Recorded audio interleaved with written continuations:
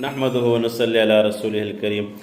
Class 7 کا پہلا سبق سورہ نبا، شان نزول بتا چکا ہوں بچوں کو، اور اب بھی تھوڑا سا آپ کو اجمالی طور سے بتاؤں کہ یہ صورت مکی زندگی میں نازل ہوا ہے پہلے دور میں، جیسے آپ علیہ السلام کو نبوت ملی شروع کے زمانے میں یہ صورت نازل ہوئی، اور اس صورت میں قیامت کا آنے کا خبر اور قیامت کے احوال اور مشرکین مکہ کے بارے میں جو سزائیں سنائی گئی ہے اور جنت کا ذکر ہے، اور آخر میں جو مشرکین مکہ قیامت کے دن یہ کہیں گے کہ کافر کے کاش یا لیتنی کنت ترابا، آج ہم مٹی ہوتے، یعنی دوبارہ زندہ نہ ہوتے حساب کتاب کے لیے۔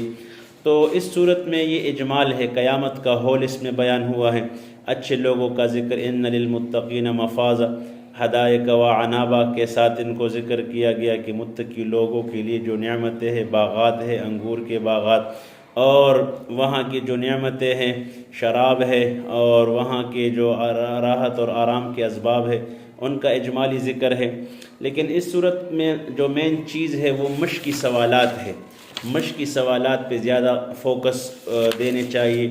بک ورک ہے وہ تو ٹک مار کے ساتھ وہ بچے کلاس میں کر سکتے ہیں، لیکن مختصر طور پر جو اس میں مشقی سوالات ہے وہ آپ کو تھوڑا سا مختصر سا بتا رہا ہوں۔ پہلا سوال اس میں یہ ہے کہ اس صورت میں بیان کی گئی اللہ تعالیٰ کی کوئی 3 قدرتیں تحریر کرے۔ تو بک میں تو بہت سے قدرتیں بیان ہوئی ہیں، میں نے مختصر سے نکالے ہیں بچوں کی آسانی کے لیے۔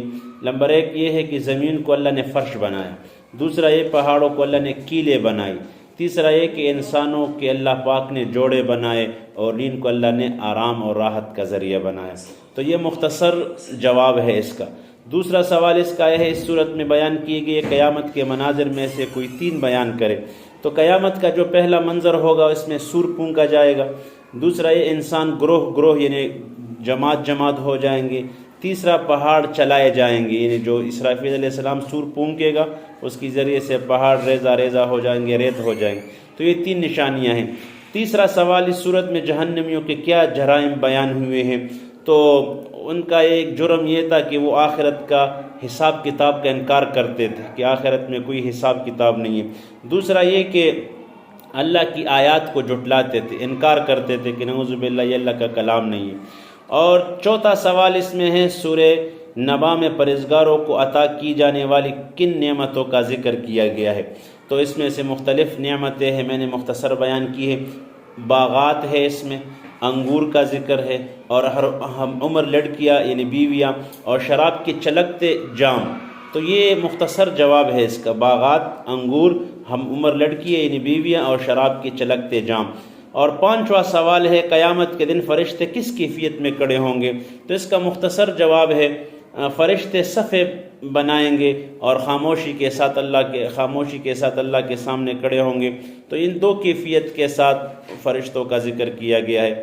تو یہ میں نے بچوں کے لیے آسانی کے ساتھ، بک میں جوابات چونکہ لمبے ہیں تو اس لیے اگر کوئی اس سے استفادہ کرنا چاہتا ہے تو لہٰذا میں نے ان کو مختصر طور پر، اجمالی طور پر اس کو بیان کیا۔